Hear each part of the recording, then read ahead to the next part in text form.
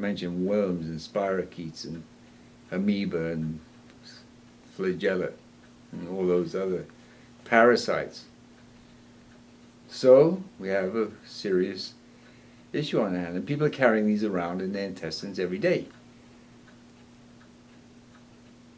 So that's on average 4.5 pounds by weight per person of these bacteria. In fact, in terms of numbers, there are more of them in our intestines than there are cells in our bodies. Okay, so now we haven't even started yet on what the consequences are, because the consequences are not only medical in terms of our genetic expression, because the fact of the matter is our genes are not fixed. They respond to input coming in from our diet, our daily intake. And we can change the genetic expression according to what we eat. And if we eat animal protein and other, shall we say, less than wholesome foods, like white refined sugar and chemicals and refined products, this creates a genetic expression which is the beginning of degenerative illnesses. And you can change that. And it happens quickly when we change our diet. I mean, in terms of the response, our body changes very rapidly in terms of our dietary intake. If we change from an animal protein-based daily intake to a grain and vegetable daily intake, it happens very rapidly, within 10 days. So, now in my book, The End of Medicine, which is, as I've mentioned before, this Mobuku Chronicles is a sequel to, I go into great detail on the whole problem of what I call chronic intestinal stagnation, which in that book I identify as being a consequence of eating a whole grain, an animal protein and refined chemical intake on a daily basis, what I call a meat and potato diet, or the meat and sugar diet, which most people practice today. Now, what I didn't talk about in the book is the consequences for our thinking, because I am at great pains to point out that just changing our way of eating is not enough. Because when we eat this animal protein-based diet, it causes the chronic intestinal stagnation. Now, in terms of the nervous tissue, that aspect of the central nervous system which corresponds to the large intestine is the forebrain. And the forebrain is basically that aspect of the central nervous system that has to do with thinking and cognition and perception.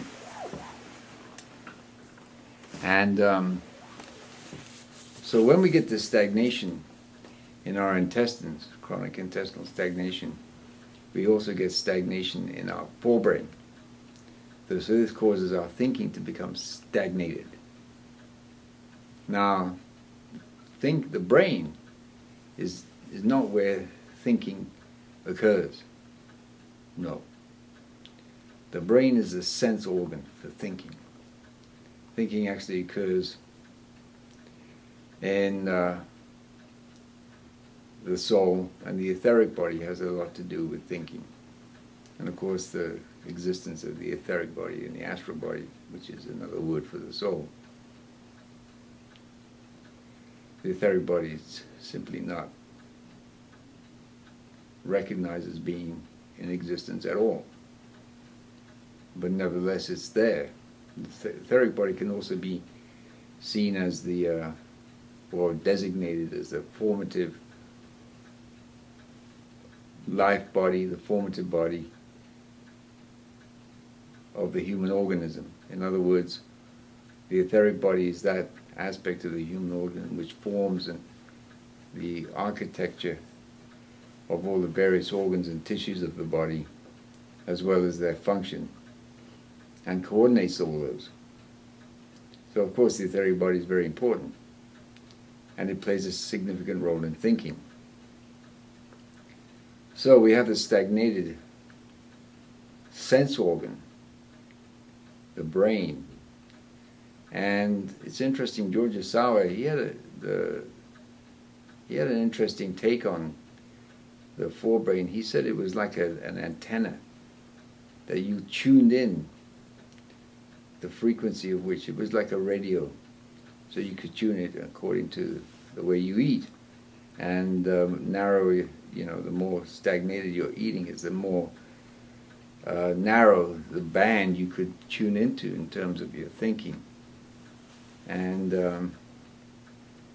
so the point I'm making is that it's very difficult to change our way of thinking if we don't change our way of eating. It's actually impossible.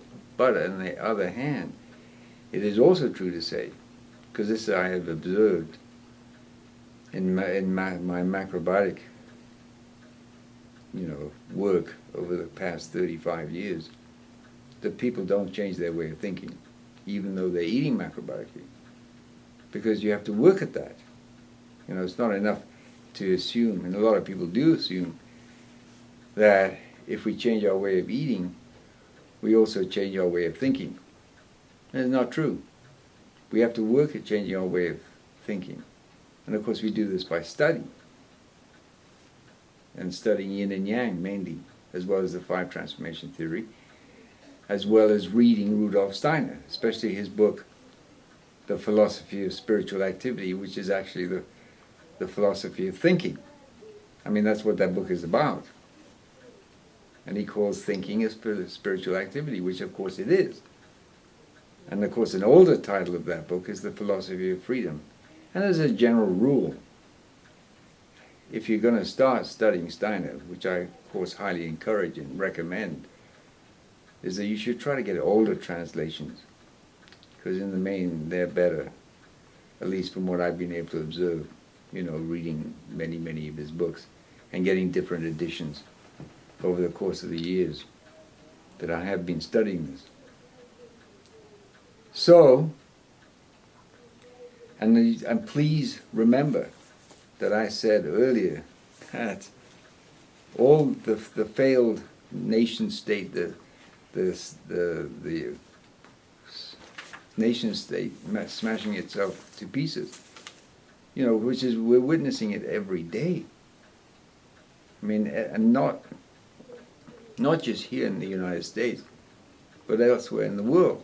I mean, you see what's going on in the Middle East, in Europe, and in various parts of Africa, as well as the Far East, and in South America. There's just a general breakdown of the political systems going on.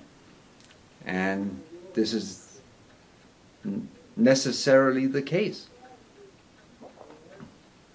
Because when we have this manner of eating that is based on animal protein, our thinking becomes stuck in habitual and routine old ideas. I mean, essentially, in many respects, the human race hasn't really changed that much since the time of the Roman Empire. And it's interesting how many people today are comparing the fall of the United States of America, as it is now happening, with the fall of the Roman Empire. Very interesting. Same thing's going on today as happened 2,000 plus years ago. All right, so we haven't changed our way of thinking at all. And we really need to do that. Now, to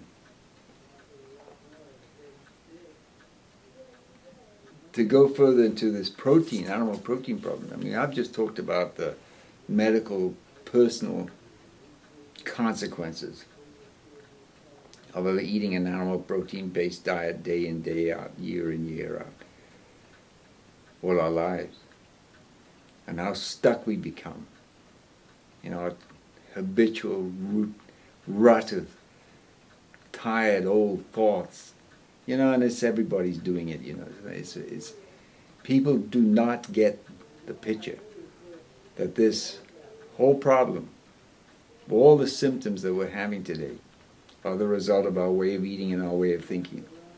They don't get it. And everybody's dancing around the issue as if everything is going to be solved with the current modalities and the current institutions, like the political system and so forth. Not going to happen.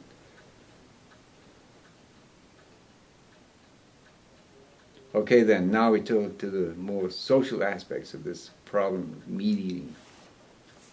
And I went over some databases the other day. Okay, we have 1.3 billion cattle on the earth, and they occupy 24% of the land mass. 24% of the Earth's land mass is occupied by cattle.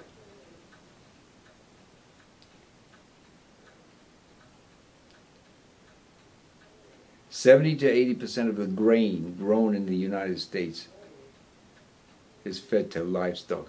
I mean, that's just a gigantic mismanagement of resources. It's hard to imagine how just the enormity of that. 50% of the water consumed in the United States is used to grow grain for cattle feed. 50%. And we have a water shortage problem. Okay, so when we turn to the